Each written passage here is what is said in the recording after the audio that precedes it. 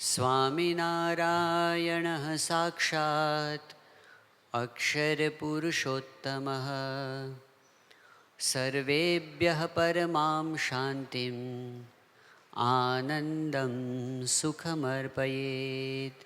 श्री स्वामिनारायण भगवाननी जय। अक्षर पुरुषोत्तम महाराजनी जय। गुणातीतानंद स्वामी महाराजनी जय। भगत जी महाराजनी जय। शास्त्री जी महाराजनी जय। योगी जी महाराजनी जय। प्रमुख स्वामी महाराजनी जय। महंत स्वामी महाराजनी जय। सूरत अक्षरधाम महोत्सवनी जय। कार्यकर सुवर्ण महोत्सवनी जय। गई कालथी आपणे शांतिनो जे राजमार्ग आपણા શાસ્ત્રોએ બતાવ્યો છે અને એવા અનુભવી સત્પુરુષોએ બતાવ્યો છે એ આપણે સમજી રહ્યા છીએ. સત્પુરુષની ઘણી બધી વિશેષતાઓ છે, પણ એમાં એક વિશેષતા જે આપણને બધાને નજરે દેખાય એ છે કે એમના અંતરમાં અખંડ શાંતિ રહે છે. એટલે શાંતિના અનુભવી છે. એમણે પોતે અખંડ અને અપાર ભગવાનનું સુખ ભોગવ્યું છે અને આપણને કહે છે કે તમે આ માર્ગે ચાલશો તો તમને પણ અમારા જેવા સુખનો અનુભવ જરૂર થશે. આપણો આ સત્સંગ એની વિશેષતા એ છે કે એમાં બધી વાત રોકડી છે, કંઈ ઉધાર નથી. એટલે એક એવી જબરજસ્ત ચાવી આપણા હાથમાં છે કે આપણે જો ધારીએ તો દેહ છતાં જે પરિસ્થિતિમાં છીએ એ જ પરિસ્થિતિમાં આપણે પરમ શાંતિનો અનુભવ કરી શકીએ તેમ છીએ. એવી વાત આપણા હાથમાં છે. ખાલી કરવાનું એટલું જ છે કે એ માર્ગને ફોલો કરીએ તો શાંતિ આપણા હાથમાં છે. એની ગેરંટી આપણને આપવામાં આવી છે. ગઈકાલે આપણે એનો આરંભ કર્યો હતો કે શાંતિ મેળવવા માટે જ્યારે આપણે જઈએ છીએ ત્યારે એમાં કેટલાક અવરોધ આવે છે. એ એક એક અવરોધને આપણે સમજતા જઈશું અને એમાં આપણને જે માર્ગ બતાવ્યો છે એ અવરોધમાંથી આગળ જવાનો એને સમજીશું. એમાં ગઈકાલે આપણે જે વિચાર કર્યો તો એક અવરોધ કયો છે કે સંબંધોની બાબતમાં થતી અશાંતિ. માણસ બધી રીતે સુખી સંપન્ન હોય પણ જો પોતાના નજીકના લોકો સાથેના સંબંધો સારા ન હોય તો એને શાંતિનો અનુભવ થતો નથી. દુનિયાના મોટા મોટા માનધાતાઓ, અમેરિકાના રાષ્ટ્ર પ્રમુખોની શ્રેણીમાં જેને બહુ જ આદરથી જોવામાં આવે છે એવા અબ્રાહમ લિંકન સૌથી વધારે લોકપ્રિય રાષ્ટ્ર પ્રમુખોમાંના એક થયા લિંકન પોતે. પણ એ પોતાના પારિવારિક પ્રશ્નોથી ખૂબ જ દુઃખી હતા. એવું માનતા હતા કે દુનિયામાં સૌથી વધારે દુઃખી માણસ જ હું છું. એટલા બધા રાષ્ટ્ર પ્રમુખ થયા પછી પણ પોતે દુઃખી રહ્યા હતા. લિયો ટોલ્સ્ટોય જે પોતે બહુ જ પ્રસિદ્ધ ચિંતક છે ને એમના પુસ્તકો ને એમના વિચારો દુનિયામાં ઘણા પ્રસિદ્ધ થયા છે, વિશ્વ પ્રસિદ્ધ થયા છે. એવા લેખક, એવા ચિંતક ટોલ્સ્ટોય પણ એમના પોતાના પારિવારિક જીવનની અંદર પત્ની સાથેના પ્રશ્નોને લીધે એ ખૂબ જ દુઃખી હતા અને એવી સ્થિતિમાં જ એ પોતે મૃત્યુ પામ્યા હતા. તો મોટા મોટા માનધાતાઓ પણ આપણે જોઈએ છે કે ઘણી વખત બહાર સારું હોય બધી રીતે પણ સંબંધોની બાબતમાં અશાંતિ એને રહેતી હોય છે. હવે એ અશાંતિ કેવી રીતે ટળે? પ્રમુખ સ્વામી મહારાજ 2007ની સાલમાં મોમ્બાસામાં હતા અને તે વખતે ઘણા બધા હરિભક્તો, આફ્રિકાના હરિભક્તો તો લાભ લેવા માટે આવ્યા હતા, પણ કેટલાક હરિભક્તો ભારતથી પણ ત્યાં આવ્યા હતા. કેટલાક હરિભક્તો ઇંગ્લેન્ડથી પણ આવ્યા હતા અને અમેરિકાથી પણ આવ્યા હતા.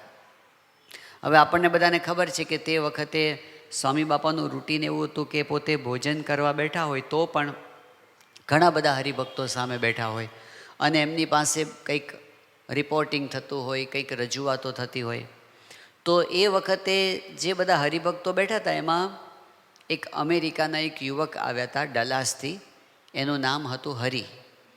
એટલે એમણે પ્રમુખ સ્વામી મહારાજ પાસે વાત કરી કે સ્વામી, અમેરિકામાં હમણાં એક ચૂંટણી આવે છે, પ્રેસિડેન્ટની ચૂંટણી, અને એ ઇલેક્શનની અંદર એક પાર્ટીએ એવું ઢંઢેરો પીટાવ્યો છે, ઢંઢેરો કે ચૂંટણી ઢંઢેરો કહે છે ને, તો એણે એક એવી જાહેરાત કરી છે કે અમારી પાર્ટી જો જીતશે તો અમે એવા પગલાં લેશું કે જેથી પરિવારોમાં સંપ વધે.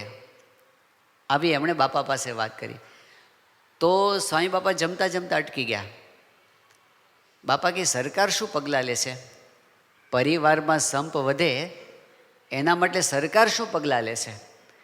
એટલે પેલા યુવક પાસે તો એનો કાંઈ જવાબ હતો નહીં, પણ ત્યાં આપણે એક વરિષ્ઠ હરિભક્ત હતા મહેન્દ્રભાઈ બેરિસ્ટર, એમણે બાપાને વાત કરી કે બાપા, સરકાર બીજું તો શું કરી શકે, પણ કદાચ સરકાર એવા કાયદા લાવી દે કે તમે જો સંયુક્ત પરિવારમાં રહેતા હો તો તમારો ટેક્સ ઓછો લે અને તમે નોખા રહેતા હો તો તમારો ટેક્સ વધારે લે. સરકાર બીજું શું કરે? એ વખતે પ્રમુખ સ્વામી મહારાજ હસવા માંડ્યા અને પછી બાપાએ કીધું, જ્યાં સુધી આધ્યાત્મિકતા ન આવે ત્યાં સુધી કોઈ દિવસ સાચા અર્થમાં સંપ આવતો નથી. અહીં જ ગરબડ મોટામાં મોટી થાય છે. શાંતિની બાબતમાં ને સંપની બાબતમાં જે સમજવામાં ગરબડ થાય છે ને, યોગી બાપા સંપની વાત બહુ કરતા. તો એક વખત એક હરિભક્તે વાત કરી કે બાપા, અમારે પણ સંપ તો રાખવો છે, પણ આપણે તો સંપ રાખવો હોય પણ સામેવાળા ન રાખે તો આપણે શું કરવું? એક હાથે તાળી થોડી પડે. અમારે આદર્શજીવન સ્વામી કહે છે કે એક હાથે તમાચો પડે, તાળી ન પડે. તાળી પાડવી હોય તો બે હાથ જોઈએ. એમ આપણે સંપ રાખવો હોય પણ સામેવાળા જો સહકાર ન આપે તો આપણે સંપ કેવી રીતે રાખી શકીએ? આમ જુઓ તો આ પ્રશ્ન આખા વિશ્વનો પ્રશ્ન છે. આખું વિશ્વ કંઈક શીખવા માગે છે, કારણ કે બધાને સંપની જરૂરિયાત તો અનુભવાય છે. જે બે જણ વચ્ચે સંપ નથી એ બે જણને પણ ખબર છે કે સંપ હોય તો શાંતિ રહે, સંપ હોય તો પ્રગતિ થાય, એને ખબર છે.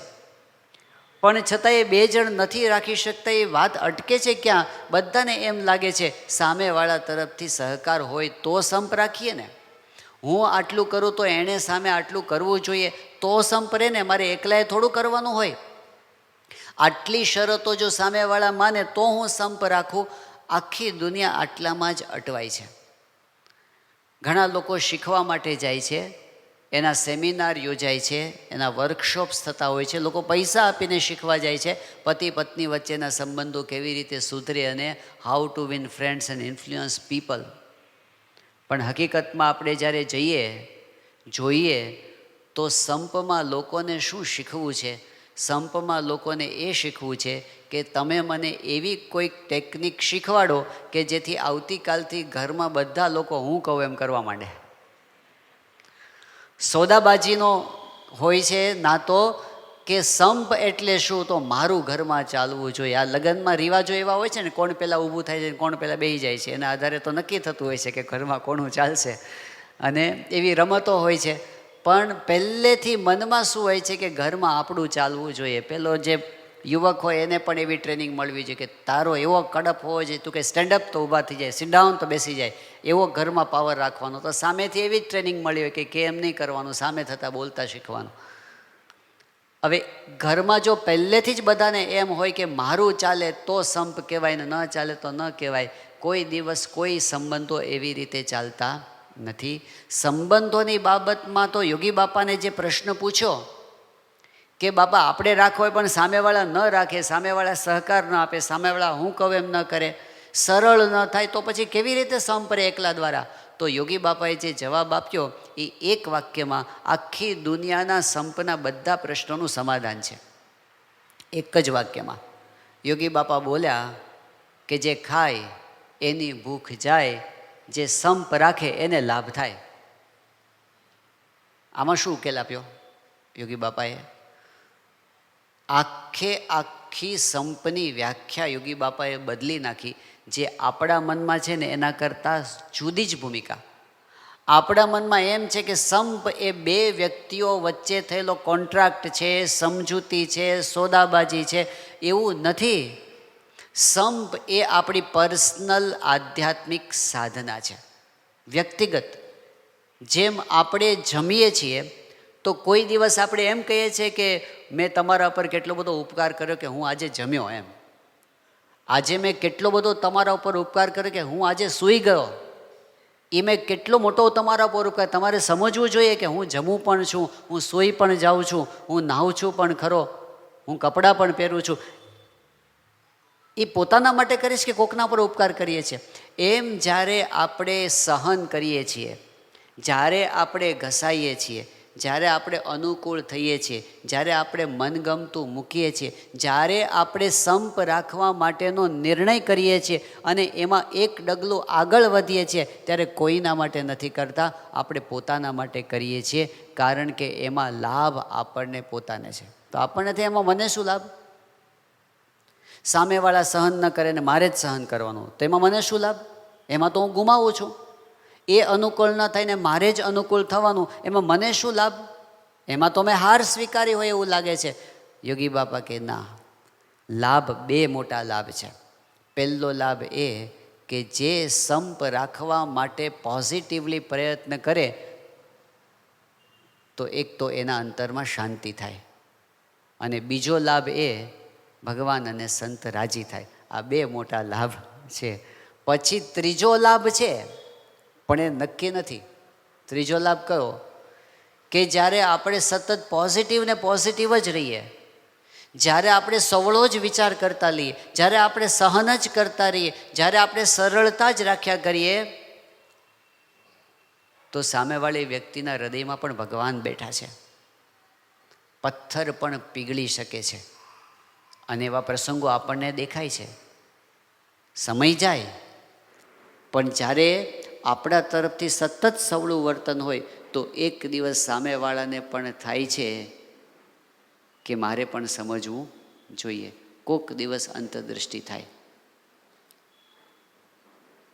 પણ એવી આશા સાથે જો આપણે સહન કરતા હોઈશું ને તો ગરબડ થશે.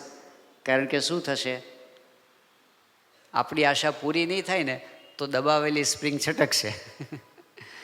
Don't expect other people to change. Change yourself, others will follow you. આવું સ્ટીફન કવિનું એક વાક્ય છે. આ એક વાક્ય શીખવવા માટે એમણે 23,500 રૂપિયાની ફી લીધી હતી મુંબઈમાં, આજથી 15 વર્ષ પહેલાં. Don't expect other people to change. Change yourself, others will follow you. એક વાક્ય શીખવાના કેટલા રૂપિયા? 23,500 રૂપિયા. જે ગુણાતીતાનંદ સ્વામી મફતમાં શીખવાડ્યું છે. જેવો બીજાને સમજાવવાનો આગ્રહ છે એવો પોતાને સમજવાનો હોય તો કાંઈ કસર રહે નહીં. આ મફતમાં સત્સંગમાં શીખવવા મળે છે, એની ફીસ ક્યાં છે? પણ સ્ટીફન કવિની વાતમાં પણ થોડીક ભૂલ છે. કારણ કે એણે એક વાક્ય છેલ્લે એવું મૂકી દીધું છે ને, કયું? Others will follow you. આ એક વાક્ય ડેન્જરસ છે. કારણ કે આ દુનિયામાં ઘણા બધા અધર્સ એવા હોય છે જે વિલ નોટ ફોલો યુ. કેટલાક લોકો નહીં જ સુધરે, નહીં જ સુધરે. એક વખત મહાન સ્વામી મહારાજને પ્રશ્ન પૂછ્યો હતો કે સ્વામી, એવું પોસિબલ છે કે બધા લોકોને આપણા પ્રત્યે સદભાવ જ હોય? મહાન સ્વામી મહારાજ કે ના. પછી એમને ઉદાહરણ શું આપ્યું? ગુણાતીતાનંદ સ્વામીનું. મહાન સ્વામી મહારાજ કે ગુણાતીતાનંદ સ્વામી સાક્ષાત અક્ષર બ્રહ્મ, અત્યંત નિર્મળ જેમનું હૃદય, જે કીડી જેવા જીવનું પણ ક્યારેય ખરાબ ન કરે, જે એનું ખરાબ કરતા હોય એને માટે પણ ભગવાનને પ્રાર્થના કરે, એવા ગુણાતીતાનંદ સ્વામી, એમના જીવનમાં, એમના વર્તનમાં શું ખામી હોય? પણ છતાંય જુનાગઢના મહંત હતા ગુણાતીતાનંદ સ્વામી. ત્યારે તળ જુનાગઢમાં એવા માણસો હતા જે એવી માનતા કરતા હતા કે ગુણાતીતાનંદ સ્વામી મરે તો રાધારમણ દેવને પાક્કો થાળ કરું. આવી માનતા કર ગુણાતીતાનંદ સ્વામી માટે. અને સ્વામી મંદિરની પ્રદક્ષિણા કરતા હતા. ઉપર થોડુંક કંઈક કામ ચાલતું હતું પથ્થરનું, અને એક જણને કેટલો મનમાં દ્વેષ ભરાયો હશે, તે ઉપરથી પથ્થરો લઈને નાખ્યો ગુણાતીતાનંદ સ્વામીને માથે. તો સ્વામી તો અંતર્યામી હતા. ગુણાતીતાનંદ સ્વામી 2 ડગલા પાછા હટી ગયા, પથ્થર નીચે પડ્યો. સ્વામી એની સામું જોઈને હસતા હસતા બોલ્યા કે તારો માર્યો નહીં મરું.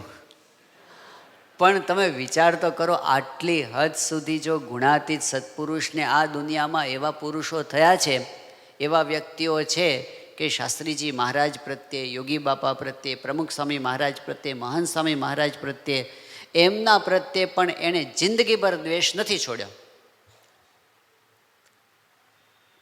તો કોઈ આપણા પ્રત્યે દ્વેષ રાખે, અસ્માકમ કા કથા કરે. જો એવી આશા હશે ને કે આ કેમ સુધરો નહીં, કેમ સુધરો નહીં, તો આપણે જેટલું સહન કર્યું હશે ને બધું બ્લાસ્ટ થશે. એ રસ્તો સાચો નથી. એક્સપેક્ટેશન છોડીને હું તો મારા માટે સંપ રાખું છું, એના માટે ક્યાં રાખું છું? એનાથી મને શાંતિ છે, એનાથી મને સત્પુરુષનો રાજીપો થાય છે. સામેવાળો સુધરવો હોય તો સુધરે તો એને લાભ છે, ન સુધરે તો એને નુકસાન છે. અંતે તો સત્ય એ સત્ય છે ને સત્યનો જ છેલ્લે જય થાય છે.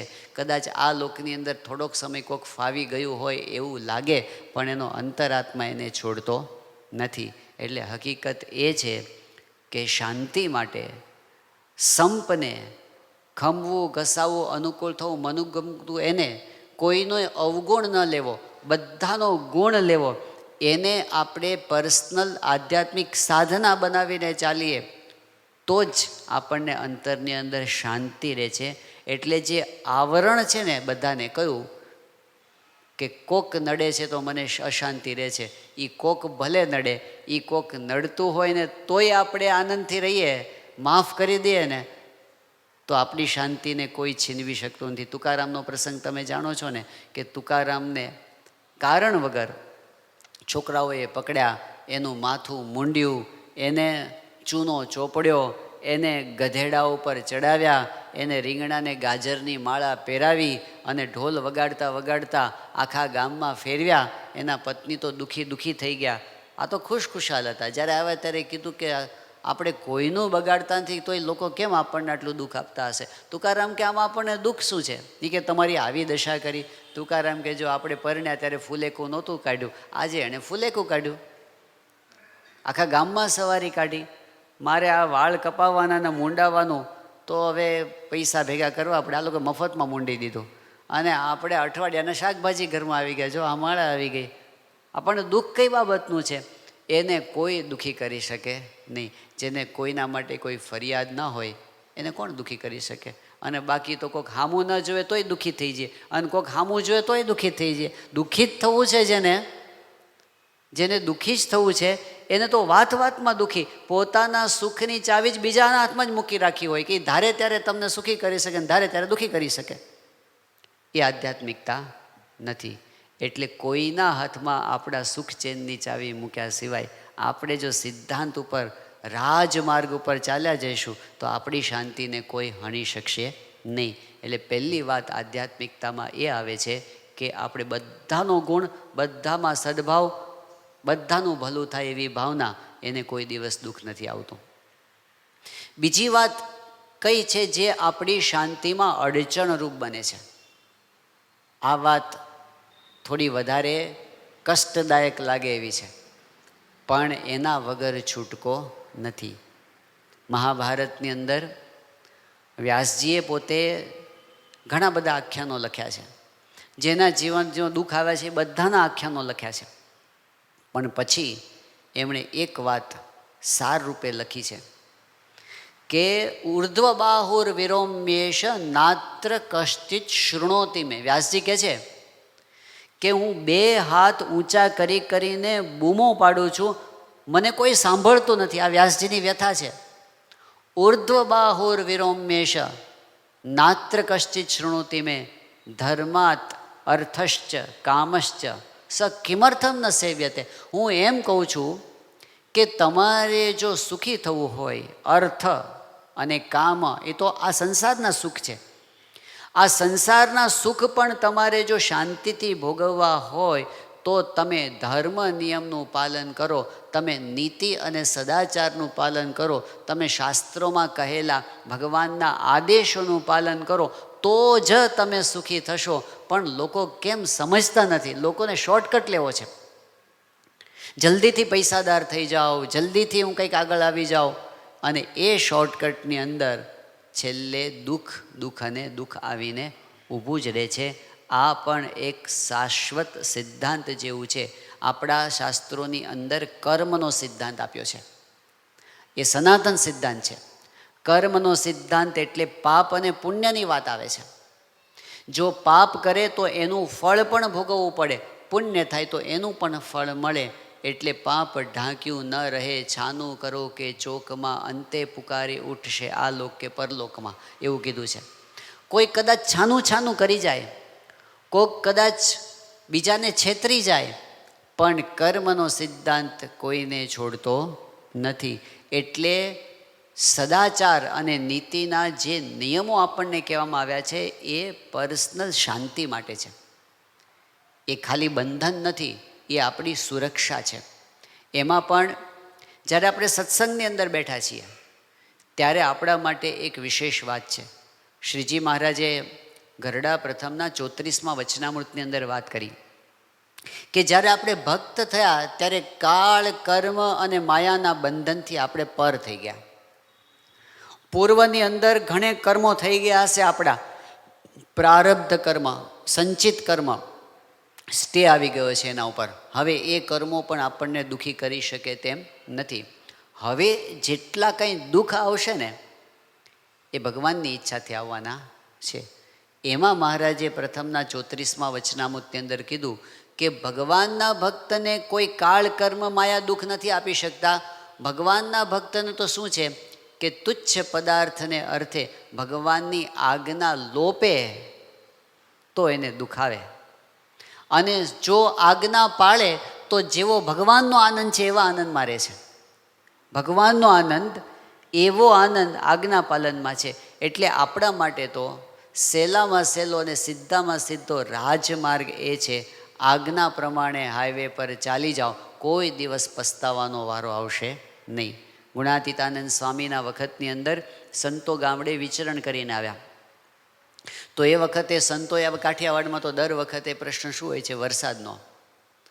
ખેડૂતો રાહ જોઈને જ બેઠા હોય કે આ વખતે વરસ કેવું જશે, અખાત્રીજના વાહ કેવા છે, પાંચમની વીજળી કેવી છે.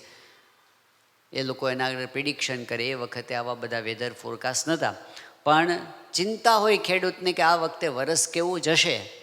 એટલે જ્યારે વિચરણ કરીને આવ્યા ત્યારે સંતોએ કીધું કે સ્વામી, અમે ગામડે જઈએ છીએ તો લોકો અમને પૂછે છે કે આ વખતે વરસાદ થશે કે નહીં થાય. સંતોને જોઈને લોકોને આવી ઈચ્છા થાય. હમણાં અહીં આવતા હતા તો અમદાવાદ એરપોર્ટ પર એક ભાઈ આવી ગયા, સાવ અજાણ્યા, આવીને સીધું કહે કે સ્વામી મારો હાથ જોઈ દો. ઉપરવાળો મારી પાસેથી શું અપેક્ષા રાખે છે? હવે લોકોને એવું હોય છે કે સાધુ મહાત્મા છે એટલે કંઈક આપણને જ્યોતિષ કશુંક જોઈને કંઈક કહેશે. એટલે સંતો ગામડે વિચરણ કરીને આવે તો સંતોએ પેલા સ્વામીને કીધું કે સ્વામી, લોકો અમને પૂછે છે કે આ વખતે વરસાદ થશે કે નહીં થાય, તો અમારે જવાબ શું આપવો? તો ગુણાતીતાનંદ સ્વામી કહે કે હરિભક્તોને કહેજો કે જો શિક્ષાપત્રી પ્રમાણે વર્તશો તો વરસાદ નહીં પડે ને તોય સુખી થશો, અને જો શિક્ષાપત્રી પ્રમાણે નહીં રહો તો વરસાદ પડશે ને તોય દુઃખી થશો. જેતલપુરના 5મા વચનામૃતની અંદર મહારાજે પોતે વાત કરી. મહારાજ કે તમને 7 દકાળી જેવું દુઃખ આવી પડે ને તોય રક્ષા ન કરનારામાં બેઠા છે. ઉપરા ઉપર 7 દુકાળ, 7 દકાળી દુઃખ આવે ને તમારે આશરો છે, અમે રક્ષા કરવા માટે બેઠા છીએ. મહારાજે ભક્ત ચિંતામણીના 76મા પ્રકરણની અંદર આ વાત કરી કે સુખ દુઃખ આવે સર્વે ભેળું, તેમાં રાખજો સ્થિર મતી, જાળવીશ મારા જનને વળી કરીશ જતન અતિ, એમ કરતા જો પંડ પડશે તો આગળ સુખ છે અતિ ઘણું, પણ વ્રત ટેક જો ટાળશો તો ભોગવશો સૌ તણું, નહીં તો તમે ન ચિંત રહેજો, કરવું તમારે કાંઈ નથી, જે મળ્યા છે તમને તે પાર છે અક્ષરથી. મહારાજે કીધું કે ગમે તેટલું કષ્ટ આવી પડે ને તો પણ અમે રક્ષા કરવા માટે બેઠા છીએ, પણ તમારે શું કરવાનું છે કે સત્સંગના નિયમ ધર્મ છે એને દ્રઢ કરીને રાખજો. જો એને લોપશો તો મહારાજે કીધું કે વ્રત ટેકજો ટાળશો તો ભોગવશો સૌ સૌતણો. છેડો ફાટી જાય છે, સંબંધ તૂટી જાય છે. એક ભગવાને જે રક્ષા માટેની મર્યાદા બાંધી છે એને ઓળંગે છે ત્યારે કોઈ એ મર્યાદાને લોપીને સુખી થતો નથી. ભગવાનના મહાન ભક્તો થયા છે, એમના જીવનની અંદર પણ આપણને દેખાય છે કે જ્યારે આ બાબતમાં ચૂકી ગયા તો એમને કષ્ટો આવ્યા છે. ક્યારેક આપણને શીખવવા માટે એમણે આ ડ્રામા કર્યો હશે, કારણ કે આવા મહાન ભક્તો તો ઘણી વખત પૃથ્વી પર શીખવવા માટે આવતા હોય છે. ભગવાન રામચંદ્રજીની સાથે સીતા માતા વનમાં હતા અને જ્યારે મારીચની બૂમ પડી અને રામચંદ્ર ભગવાન ગયા એની પાછળ ને લક્ષ્મણજીને સીતાજીએ પરાણે મોકલ્યા અને લક્ષ્મણ રેખા દોડીને ગયા. લક્ષ્મણજી કે આને ઓળંગતા નહીં. અંદર હતા ત્યાં સુધી સુરક્ષિત હતા, પણ એની બહાર પગ મૂક્યો અને રક્ષાચક્ર ગયું. એમ આપણી રક્ષાની અંદર ભગવાને નિયમ મૂકેલા છે.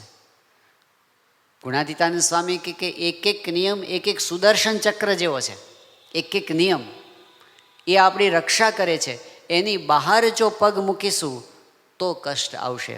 એટલે આપણે સત્સંગ દીક્ષાની અંદર કે શિક્ષાપત્રીની અંદર જે જે નિયમો આપણને કહે છે આપણે જોઈએ છીએ કેટલા પ્રેક્ટિકલ છે. દાખલા તરીકે સીધી જ આજ્ઞા છે વ્યસન ન કરવા. સર્વમ દુર્વ્યસનમ ત્યાજ્યમ. બધા પ્રકારનું વ્યસન છોડવું, કારણ કે અનેક રોગ દુઃખાનામ કારણમ વ્યસનમ યતઃ. અનેક રોગ અને દુઃખ એની સાથે જોડાયેલા છે.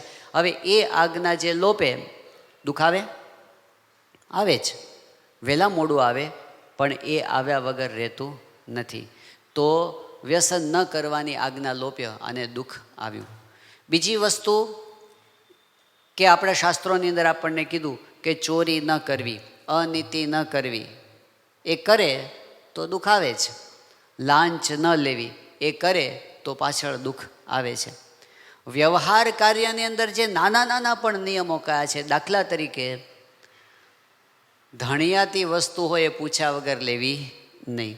પછી જે કાંઈ લેવડ દેવડ કરવી એ સાક્ષીએ સહિત લખાણ કર્યા વગર લેવડ દેવડ કરવી નહીં. કેટલાય પ્રશ્નો આટલા વ્યવહારના હોય છે. એક આજ્ઞા એ કરી, આવક કરતાં વધારે ખર્ચ કરવો નહીં, અને એ થઈ જાય છે. અને પછી આપણે જોઈએ છે કે જલ્દીથી કંઈક એવું થઈ જાય કે આ જુગાર રમવો નહીં. અને આપણે સટ્ટાની અંદર ઘણી વખત જોઈએ છે કે લોકો દેવામાં ડૂબી જાય છે. જો સીધે સીધો રોટલાનો જ વ્યવહાર કરવાનો હોય ને તો એમાં કોઈને દેવા થતા નથી. દેવું ક્યારે થાય છે? જ્યારે કોઈક જલ્દીથી કોઈ શોર્ટકટ લેવા માટે જાય છે અને એમાં એક નિયમ લોપે અને પછી એમાંથી દુઃખ આવતા હોય છે. પૂજ્ય ડૉક્ટર સ્વામી આપણી સભાની અંદર પધાર્યા છે. શ્રી સ્વામિનારાયણ ભગવાનની જય. અક્ષર પુરુષોત્તમ મહારાજની જય. ગુણાતીતાનંદ સ્વામી મહારાજની જય. પ્રમુખ સ્વામી મહારાજની જય. મહંત સ્વામી મહારાજની જય. તો જ્યારે નિયમનો ભંગ થાય છે ત્યારે એમાંથી દુઃખ આવે છે. જ્યારે કોઈ મર્યાદાનો લોપ કરે છે ત્યારે પણ એને દુઃખ આવે છે. કેટલીક વખત એવું હોય છે કે આપણને એ વખતે તાત્કાલિક એનું પરિણામ દુઃખરૂપે ન દેખાતું હોય. કદાચ એવું પણ બને કે આપણે કોઈ આજ્ઞા કે નિયમનો ભંગ કર્યો હોય એની કોઈને ખબર જ ના પડે, એ જાહેર જ ન થાય, તો એવું લાગે કે આપણે ફાવી ગયા, પણ હકીકતમાં એવું નથી. કારણ કે આપણે કદાચ આખી દુનિયાને છેતરી શકીએ પણ આપણા અંતરાત્માને તો છેતરી શકતા નથી. અંતરાત્મા જવાબ માગે છે. ને આ કેવું છે કે યુનિવર્સલ પ્રિન્સિપલ જેવું છે. ચારિત્ર કે મર્યાદા કે નિયમનો લોપ થાય અને દુઃખ આવે. પૂજ્ય આનંદ સ્વરૂપ સ્વામી એક પ્રસંગ કહ્યો હતો કે એ જ્યારે પોતે અભ્યાસ કરતા હતા ત્યારે એમની સાથે પૂજ્યાનંદ સ્વરૂપ સ્વામી બહુ સારા ટેબલ ટેનિસ પ્લેયર હતા અને ભારતની બહાર પણ દેશ તરફથી એમને રમવા જવા માટેનું થતું હતું. એ વખતે એમની સાથે જે યુવક કોલેજના ભણનારા એમની સાથે જે રમતા હતા, બહુ ધનવાન પરિવારના યુવક હતા. પછી તો આનંદ સ્વરૂપ સ્વામીએ તો પોતે આધ્યાત્મિક માર્ગ લીધો અને સંત દીક્ષા લઈ લીધી. પછી વર્ષો સુધી એમનો સંપર્ક નહોતો થયો, પણ દીક્ષા લીધા પછી આશરે 25 વર્ષ પછી અચાનક ભેગા થવાનું થયું અને એ શોધતા શોધતા આવ્યા, આનંદ સ્વરૂપ સ્વામીને મળ્યા. ઘણા વર્ષો પછી ભેગા થયા હતા એટલે બધી પરસ્પર સારી ગોષ્ઠી થઈ. પણ એમાં એમણે નિખાલસપણે પોતાની વાત કરતાં કહ્યું કે પોતે પૈસે ટકે તો બહુ સુખી સંપન્ન છે અને બીજી બધી રીતે પ્રતિષ્ઠાને બધું જ છે, લગ્ન થઈ ગયા છે, સારું ફેમિલી છે.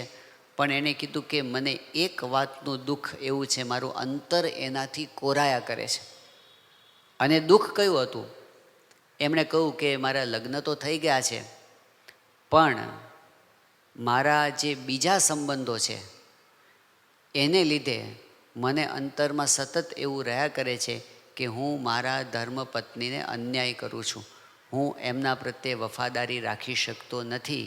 અને એટલે ભલે મારા પત્નીને ખબર નથી, પણ મને તો ખબર છે, એટલે એનું કષ્ટ મારા અંતરને કોરી ખાય છે.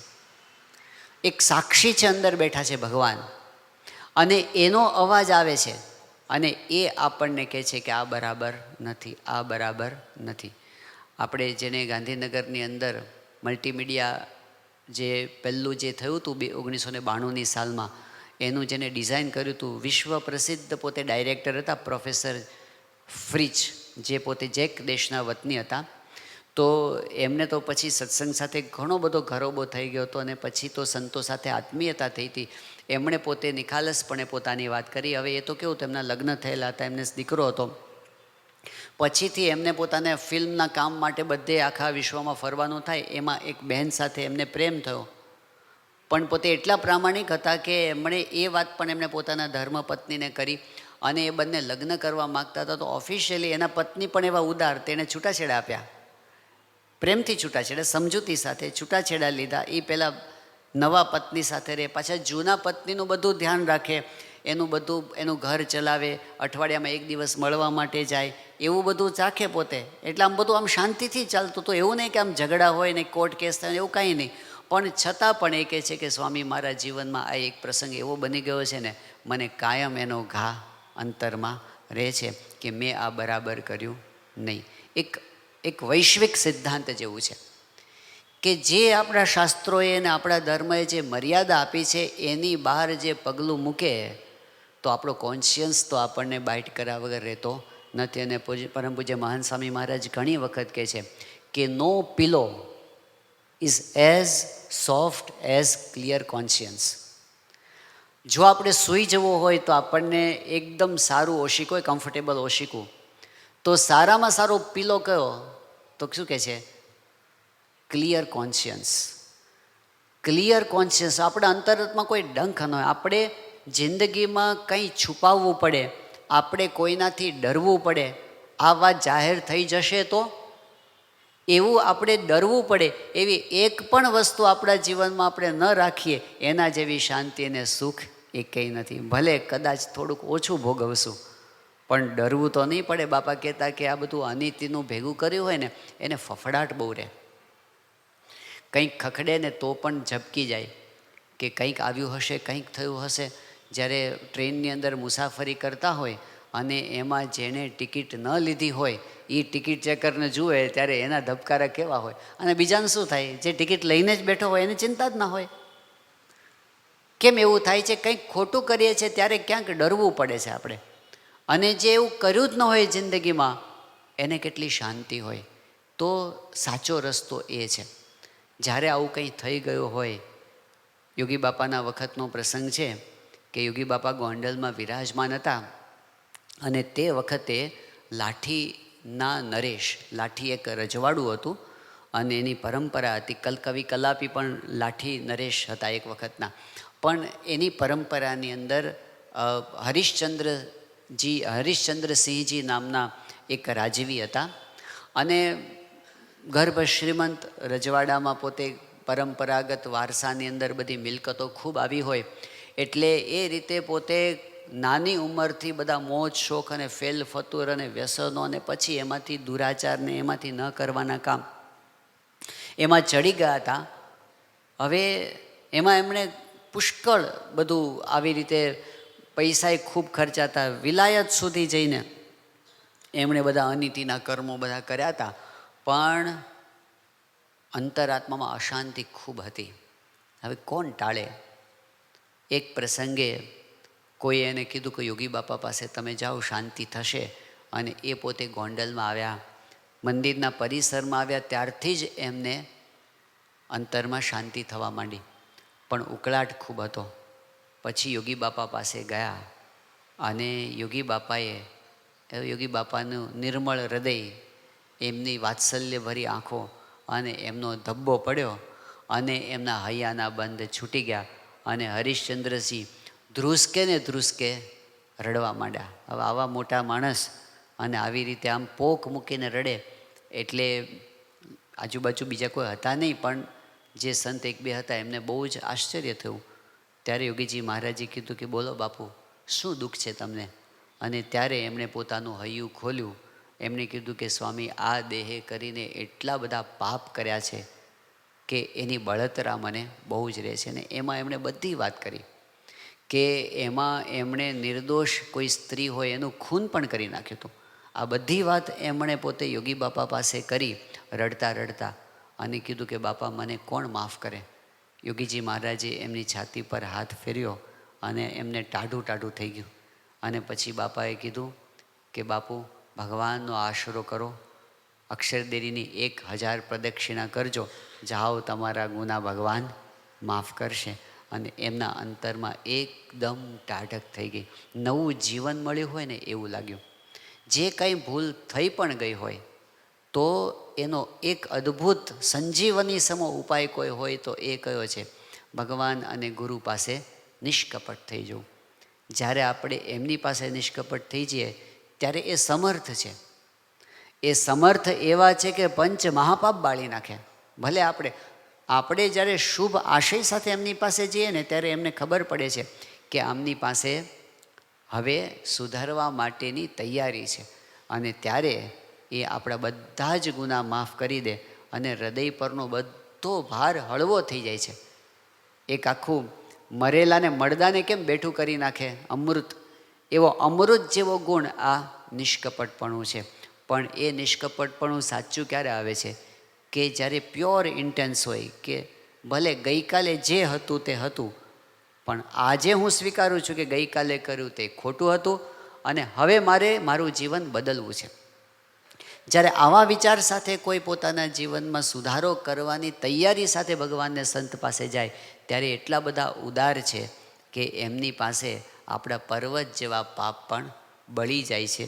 અને એવા સત્સંગના ઇતિહાસમાં હજારો પ્રસંગો છે. એકાંતિક ભક્ત બની જાય, અત્યંત દુરાચારી હોય ને એમાંથી એકાંતિક ભક્તની કક્ષા સુધી પહોંચી જાય છે અને એના જીવનમાં શાંતિ થઈ જાય છે. એટલે આ જે અશાંતિનું એક મોટું કારણ હોય તો એ છે કે જ્યારે આપણાથી કંઈ ખોટું આચરણ થાય ત્યારે અશાંતિ થાય છે. અને એનો ઉપાય એક છે, નિષ્કપટ થઈને પ્રાયશ્ચિત લઈ લેવું અને પછી આપણે પ્રતિજ્ઞા કરવી કે હવે આપણે કાંઈ ખોટું કરવું નથી. તો એનાથી શાંતિ આપણને રહે છે. આ બીજું આવરણ આપણે જોયું. શાંતિ થવાની અંદર પહેલું આવરણ કયું હતું?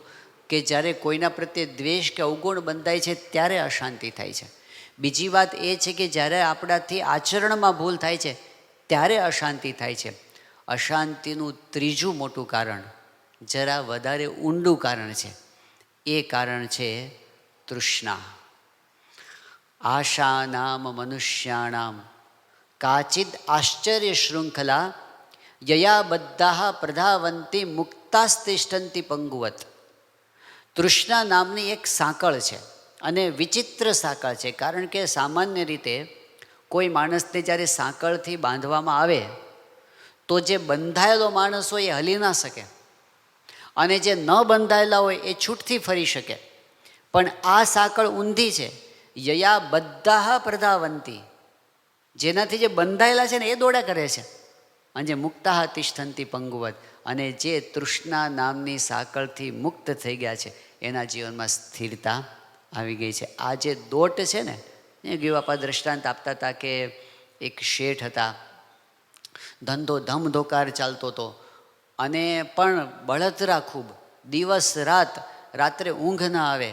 હવે એની બાજુમાં જ એક ઝૂંપડાની અંદર એક ગરીબ પરિવારે મજૂરી કરે, પણ સાંજ પડે અને બધા ભેગા થાય અને વાળું પાણી કરે અને આનંદ કિલ્લોલ કરતાં કરતાં સૂઈ જાય, ત્યારે શેઠાણીને થાય કે આ લોકોને કાંઈ નથી, તોય આટલા સુખ શાંતિથી સૂવે છે, અને આને આટલું બધું છે તો પણ એને બળતરા મળતી નથી. એટલે એણે શેઠ પાસે એક વખત કીધું કે શેઠ, તમે સમજો તો ખરા, આપણી પાસે તો કેટલું બધું છે, તોય તમને તો દિવસ રાત હાય ધંધો થયા કરે છે, અને આ જુઓ, અને કંઈ નથી તોય કેવા શાંતિથી જીવે છે, આનંદ કિલ્લોલ કરે છે. ત્યારે શેઠે કીધું કે તને ખબર નથી, એને 99નો ધક્કો નથી લાગ્યો. એટલે શેઠાણી કે એ શું હોય? કે શેઠ કે તને ખબર પડશે. તો બીજા દિવસે શેઠે શું કર્યું, એક કોથળીમાં 99 રૂપિયા ભર્યા, અને પછી ઓલો પરિવાર એ તો બધો દિવસે નોકરીએ જ અલગ જતો રહે મજૂરી કરવા, એટલે એણે શું કર્યું કે બારીમાંથી 99 રૂપિયાની કોથળી અંદર નાખી દીધી ઘરમાં, અને જતા રહ્યા પોતાની ઓફિસે કે પેઢીએ. સાંજ પડી અને પેલા મજૂર આવ્યા અને એણે પરણું ખોલ્યું અને પેલી કોથળી જોઈ. અરે અરે, આ શું આવ્યું? ભગવાને આ કોથળી આવી, શું રૂપિયા? અને પછી કે ગણો કેટલા છે? ગણ્યા તો કેટલા નીકળ્યા? 99 થયા. હવે જો આમાં એક ઉમેરાઈ જાય ને તો 100 થઈ જાય. હવે જો આમાં એક ઉમેરાય તો 100 થઈ જાય. હવે એ 100 કરવા માટે હવે તો ઓવરટાઈમ કરવો પડે. એટલે બીજા દિવસથી કિલકિલાટ બંધ થઈ ગયો. શેઠાણીને થયું આવું કેમ થયું હશે?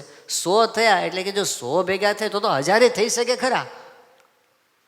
એટલે શેઠાણીને આશ્ચર્ય થયું કે હમણાં બધું સુનમુન કેમ થવા માંડ્યું? પેલા લોકો આનંદ કિલ્લોલ કરતા હતા. શેઠે હસતા હસતા કીધું એને 99નો ધક્કો લાગી ગયો છે. એમ આ દુનિયામાં તૃષ્ણા વસ્તુ એવી છે, નર ઈચ્છે છે નરેશ થાવા, રાજા ઈચ્છે અમર પદ જાવા, અમર ઈચ્છે છે ઇન્દ્ર પદવી, ઇન્દ્ર ઈચ્છે થાવા આદ્ય કવિ. કે બધાને એમ છે કે હું સરપંચને એમ છે કે હું તાલુકા પંચાયતનો સભ્ય બની જાઉં, ને તાલુકા પંચાયતના સભ્યને એમ છે કે હું એનો પ્રમુખ બની જાઉં. કોકને એમ છે કે હું એમએલએ થઈ જાઉં, ને એમએલએને એમ છે કે હું મંત્રી થઈ જાઉં. મંત્રીને એમ છે કે હું સેન્ટ્રલમાં જતો રહું, ને એને એમ છે કે સેન્ટ્રલમાં કેબિનેટમાં આપણું સ્થાન આવી જાય. એ તૃષ્ણા ક્યારેય કોઈની પૂરી થઈ નથી. બધાને અધૂરું ને અધૂરું જ રહેવું છે. એટલે સંતોષ એ જ્યાં સુધી ના આવે ને ત્યાં સુધી આ દોટ મટતી નથી. અને થાય છે કેવું કે એ દોટ પછી અશાંતિ ઊભી કરે છે. જે સુખ માટે દોટ કરતા હોય એને બદલે અશાંતિ વધી જાય છે. શ્રીમદ ભાગવતના 11 સ્કંધની અંદર દત્તાત્રેય ભગવાને પોતે પોતાના 24 ગુરુઓ બતાવે છે કે 24 વ્યક્તિઓ પાસેથી મેં શિક્ષણ પ્રાપ્ત કર્યું છે, મેં એમાંથી બોધ લીધો છે. એમાં એક બોધ આવે છે પિંગલા નામની એક ગણિકામાંથી મેં બોધ લીધો. અને બોધ શું લીધો? એક પ્રસંગ બતાવ્યો કે એ તો ગણિકા હતી, એટલે એને તો ધંધો જ એ હતો કે કોઈ વ્યક્તિ એની પાસે આવે એટલે પોતે રાહ જુએ. હવે રાહ જોઈને બેઠી હોય ને ઉત્કંઠા હોય, કોક આવે પણ કોઈક દૂરથી આવતા દેખાય તો થાય કે મારી પાસે આવશે, પણ ઓલો પસાર થઈ જાય એટલે પાછું એને અશાંતિ થાય. પાછું રાહ જુએ, પાછું કોઈક જતો રહે, પાછું કોઈ આવે ને એની પાસે. અને એમ કરતાં કરતાં રાતના 10 વાગ્યા, 11 વાગ્યા, 12 વાગ્યા અને રસ્તો સૂમ સામ થઈ ગયો. પછી કોઈ ના આવ્યું ને એને થયું કે હવે કોઈ આવશે નહીં, અને પછી એ સૂઈ ગઈ. ઘટના તો આટલી જ છે. પણ દત્તાત્રેયજીએ એમાંથી બોધ શું લીધો કે આશાહી પરમમ દુઃખમ નૈરાશ્યમ પરમમ સુખમ યથા સંછિદ્ય કાંતાશામ સુખમ સુશ્વાપ પિંગલા. કે તૃષ્ણા છે ને, અપેક્ષા છે ને, એ જ એને ઊંઘવા નહોતી દેતી. એક વખત અપેક્ષા ગઈ કે હવે કંઈ બનવાનું નથી, તો સુખમ સુશ્વાપ પિંગલા, એને શાંતિથી ઊંઘ આવી ગઈ. જ્યાં સુધી તૃષ્ણા ઊભી છે, ઘણી વખત આશા ન હોય ત્યારે શાંતિ હોય, તૃષ્ણા ઊભી થાય ને અમારે ત્યાં રાજકોટની અંદર આપણે એક નિષ્ઠાવાન હરિભક્ત છે શૈલેષભાઈ સગપરિયા. પોતે સારા વક્તા પણ છે અને સારા ટ્રેનર પણ છે. સરકારમાં પણ એને ઘણા બધા ઓફિસરોને પણ ટ્રેનર આપતા અને પોતે મોટિવેશનલ સ્પીકર પણ છે. તો એના અનુભવનો એક પ્રસંગ છે કે એક વખત એની પાસે કોઈ કિશોરનો ફોન આવ્યો અને એણે કીધું કે શૈલેષભાઈ મારે તમને મળવું છે. એટલે બહુ મૂંઝાયેલો હતો. એટલે પછી એણે કીધું કે સારું તું આવો. અને પછી એ મળવા માટે આવ્યો. કોલેજમાં ભણતો હતો. તો એ છોકરાએ કીધું કે સાહેબ મારી પરિસ્થિતિ અત્યારે એવી છે કે મને અત્યારે ખાવું ભાવતું નથી, મને અત્યારે ઊંઘ આવતી નથી, મને અત્યારે ભણવામાં મન લાગતું નથી, અત્યારે મને મરવાના વિચારો આવે છે અને એકદમ બેચેની અશાંતિ જેવું રહ્યા કરે છે. 6 મહિના પહેલાં આવું નહોતું, આ હમણાં જ આવું થયું છે. એ કીધું કે શું થયું? એણે કીધું કે મારું 12મું ધોરણ પૂરું થયું અને મારે સારા ગ્રેડ્સ આવ્યા. મારે જે બ્રાન્ચમાં જે કોલેજમાં એડમિશન લેવું હતું એમાં મને સારી બ્રાન્ચમાં એડમિશન પણ મળી ગયું. અને ત્યાર પછી ફર્સ્ટ યર પણ બહુ સારું મારું ગયું, જેમાં કોઈ જ પ્રોબ્લેમ ના આવ્યો. પણ સેકન્ડ યર શરૂ થયું અને મારા પિતાશ્રીએ મને મોબાઈલ ફોન અપાવી દીધો. આ વાત હું આજથી તમને 10 વર્ષ પહેલાંની કરું છું. એણે કીધું મોબાઈલ ફોન આવ્યો પછી વાંધો નહોતો, પણ 15 દિવસ થયા અને પછી એક વખતે મોબાઈલ ફોન પર એક મેસેજ આવ્યો, અજાણ્યા નંબર પરથી એક મેસેજ આવ્યો અને એમાં ખાલી એટલું જ લખ્યું હતું કે હાવ આર યુ. આટલું જ ખાલી લખ્યું હતું, હાવ આર યુ. એટલે મેં સામે મેસેજ કર્યો કે હુ આર યુ. અહીંથી વાર્તાલાપ ચાલુ થયો. પછી અમે વાતચીત કરતા થયા, પછી અમે મળતા થયા, પછી અમે ફરતા થયા અને કે એ દિવસોમાં મને એમ લાગતું જ્યારે હું સ્વર્ગમાં જીવું છું. પણ આવું ચાલુ મહિનો, 2 મહિના, 3 મહિના. પછી એક વખત અચાનક એવું થયું કે મેસેજનો રિપ્લાય બંધ થઈ ગયો, ફોન ઉપાડવાનો બંધ થઈ ગયો અને મને એકદમ ધ્રાસકો પડ્યો. અને પછી હું પ્રત્યક્ષ મળવા માટે ગયો અને પછી કીધું કે કેમ તમે મારી સાથે વાત નથી કરતા? તેમણે કીધું કે હવે આપણે કિટ્ટા, હવે હું બીજા સાથે વાત કરું છું. એ દિવસથી મારા માટે જિંદગી હરામ થઈ ગઈ છે. મને ઊંઘ નથી આવતી, મને ખાવાનું નથી ભાવતું, મને મરવાના વિચારો આવે છે. 3 મહિના પહેલાં કેટલો સુખી હતો બોલો? કાંઈ હતું? આવ્યું શું જિંદગીમાં? આવ્યું શું? એક તૃષ્ણા આવી, એક ભ્રામક સુખ આવ્યું અને એમાં એ એટલો પરાધીન થઈ ગયો. પહેલાં જે સ્વતંત્ર હતો એના સુખ માટે એની સ્વતંત્રતા છીનવાઈ ગઈ. જે ભાગવતની અંદર ભરતજીનું આખ્યાન આવે છે, એ તો કેટલા મહાન ભક્ત હતા. ભરતજી સમગ્ર રાજ્ય છોડીને વનમાં ગયા અને પુલહાશ્રમની અંદર તપશ્ચર્યા કરી. શ્રીમદ ભાગવતના 5મ સ્કંધની અંદર એનું જે વર્ણન આવે છે, એની સાધના કરતાં કરતાં ભરતજી પોતે એવા મગ્ન થઈ જતા, કલાકો સુધી એની આંખમાંથી આંસુઓની ધારા વહ્યા કરતી. ભાગવત વર્ણન કરે છે કે એના હૃદયમાં છલોછલ ભરેલા સરોવરની જેમ ભગવાન પ્રત્યેની ભક્તિ અને પ્રેમથી એનું હૃદય છલકતું રહેતું હંમેશા. એ સમયનું ભાન ભૂલી જતા, ભગવાનની ભક્તિ કરતાં કરતાં એકાંતમાં એકલા રહેતા હતા, તન્મય થઈ જતા. એટલા બધા પોતે ભક્તિમય બની ગયા હતા. પણ એક વખત એક નાની ઘટના બની કે એ ગંડકી નદીના તટ પર પોતે પોતાની પ્રાતઃ વિધિ કરતા હતા, અર્ઘ્ય આપતા હતા, પ્રણવનો જાપ કરતા હતા અને એવા સમયે એક સગર્ભા હરિણી આવી અને પાણી પીવા માટે આવી હતી. પણ અચાનક પાછળથી એક હિંસક પશુની ત્રાડ સંભળાણી એટલે એ એકદમ ગભરાઈ ગઈ અને ગભરાટમાં એણે છલાંગ મારી. એમાં એના ગર્ભમાંથી બચ્ચું સ્રવી ગયું, પાણીના પ્રવાહમાં વહેવા માંડ્યું અને હરિણી તો સામે કાંઠે જઈને મરી ગઈ. પણ એ બચ્ચું જન્મીને તરત તણાતું હતું. ભરતજીને દયા આવી, એને પાણીમાંથી એને બહાર કાઢ્યું, એને સાફ કર્યું. હવે તાજું જન્મેલું બચ્ચું, એને થયું કે આનું કોઈ નથી. તો દયા આવી એને અને દયાના ભાગ તરીકે એણે એ બચ્ચાની સંભાળ લીધી. અહીં સુધી તો સારું હતું, આ બચ્ચાનો કોઈ આધાર નથી. પણ પછી એ બચ્ચાને પોતે ઘરે લઈને આવ્યા, પોતાની ઝૂંપડી હતી કુટિયા, એમાં કૂણું ઘાસ એને ખવડાવ્યું અને પછી એનો ઉછેર કરવા માંડ્યા. તો અહીં સુધી પણ બરાબર હતું, એનું ધ્યાન રાખતા એને. પણ ધીમે ધીમે એને એ દયામાંથી મમતા બંધાણી. આ મારું છે એટલે અધિકાર આવ્યો. એને એમાં સ્નેહ પાશ બંધાયો અને પછી એને એની ચિંતા રહેવા માંડી. પછી હંમેશા જ્યાં જાય ત્યાં એને ભેગું ને ભેગું રાખે, એને છોડી ન શકે પોતે. એ તો બરાબર, ભગવાનનું ધ્યાન કરવા બેસે તો એ મન બચ્ચામાં હોય કે ક્યાં ગયું હશે. હવે તો બચ્ચું ધીમે ધીમે મોટું થઈ ગયું હતું, પણ તોય એને ભેગું લઈને જ જાય. અને બચ્ચું પાછળ પાછળ ચાલતો હોય, એ આગળ ચાલતા હોય, અને એમાં કૂણું ઘાસ જોઈને જો પેલું બચ્ચું ઊભું રહી જાય તો ભરતજી ઊભા રહી જાય અને એને એકદમ પ્રેમથી તેડી લે, એને ભેટે, એને બચ્ચી કરે, એને છાતી સરસું ચાપે.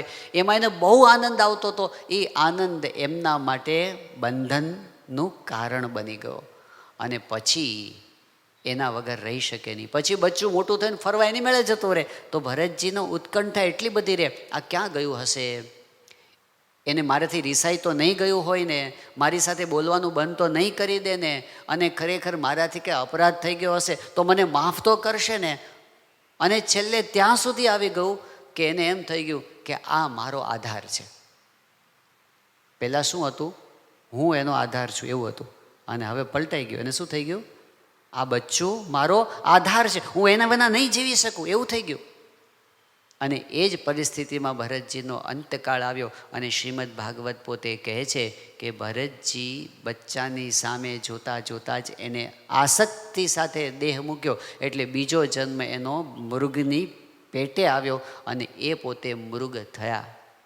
પૂર્વજન્મનું જ્ઞાન હતું એટલે એને ખબર હતી કે મેં આ ભૂલ કરી છે, એટલે પોતે એકદમ અનાસક્ત ભાવે રહ્યા, એમનો દેહ ત્યાગ કર્યો અને ત્રીજા જન્મે પોતે જડ ભરત થયા, જેણે પોતે રહુગણ રાજાને ઉપદેશ આપ્યો અને મહાજ્ઞાની પુરુષ થયા. જડ ભરત પણ તૃષ્ણા, આસક્તિ, બંધન, એ અશાંતિ કરે છે. એ મૃગને આધીન થઈ ગયા હતા ત્યારે જે એની બળતરા હતી, ક્યાં ભગવાનના સ્મરણમાં ખોવાઈ જઈને એમનું હૃદય પ્રેમથી છલછલ રહેતું હતું, એની આંખમાંથી અશ્રુઓની ધારા વહેતી તેને ક્યાં એ મૃગની પાછળ પાછળ ભટકે કે હું મારું શું થશે, એ મને છોડીને જતું તો નહીં રહે ને, એવી બળતરા. આશા નામ મનુષ્યાણામ કાચિદ આશ્ચર્ય શૃંખલા, આ બાંધે છે. હવે એમાંથી બહાર નીકળવું આ કંઈ સહેલી વસ્તુ નથી. તૃષ્ણાનું બંધન બહુ એના પાશ મજબૂત હોય છે, પરંતુ એ બંધન ગુરુ થકી છૂટે છે, એ બંધન સત્સંગ થકી છૂટે છે, એ બંધન સમજણ થકી છૂટે છે, સંતોષથી છૂટે છે. કે સત્સંગ કરતાં કરતાં સમજણ આવે કે આ બધું ક્યાં સુધી અંતે, અને બધું એક વખત તો આપણે છોડીને જવાનું છે. પેલો ખેડૂત હતો અને સૂતો તો શાંતિથી, અને પેલા શેઠ ત્યાંથી નીકળ્યા, એ કે આ કેમ સૂતો છે, એટલે કામ કર. એ કે કામ તો થઈ ગયું છે, કે વધારે કામ કર. વધારે કામ કરું તો થાય શું, એ કે વધારે કામ કરે તો વધારે પાક થાય. કે વધારે પાક થાય તો શું થાય, કે વધારે પાક થાય તો વધારે પૈસા આવે. કે વધારે પૈસા આવે તો શું થાય, અરે વધારે પૈસા આવે તો પછી તું બીજી મોટી જમીન ખરીદે. પણ કે પછી શું થાય, કે વધારે પાક થાય, કે શું થાય, કે વધારે પૈસા થાય, કે પછી શું થાય, પછી મોટો બંગલો બાંધવાનો, કે પછી શું, કે પછી એર કન્ડિશન રૂમ હોય, પછી શું, તો પછી તેમાં સૂઈ જાય તો સરસ ઊંઘ આવે. એ કે એ તો અત્યારે આવેલી હતી, તમે મને ના ઉઠાડ્યો હતો. અંતે જોઈએ છે કેટલું, જોઈએ છે કેટલું ને. જીવન નિર્વાહ જરૂરી છે, પરંતુ તૃષ્ણાનો અંત નથી જ. એટલે સમજણ સાથે જો કોઈ સત્સંગ કરે તો એનું પરિણામ એ મળે છે, વૃત્તિઓ પાછી વળે છે, વૃત્તિઓ અંતર્મુખ થાય છે. અને વૃત્તિ જ્યારે અંતર્મુખ થાય છે ત્યારે શાંતિનો અનુભવ થાય છે. જ્યારે વૃત્તિઓ બહાર ફેલાય છે ત્યારે અશાંતિ થાય છે. એટલે આ શાંતિનો આ ઉપાય પણ આપણને બતાવ્યો કે જ્યારે ભગવાનની ભક્તિ કરતાં કરતાં આપણી વૃત્તિ પાછી વળે, તૃષ્ણા ઘટે, સમજણ વધે, ત્યારે અંતરમાં શાંતિ થાય છે. તો એ માર્ગે આપણે ચાલી શકીએ એ ભગવાનના ચરણોમાં પ્રાર્થના. શ્રી સ્વામિનારાયણ ભગવાનની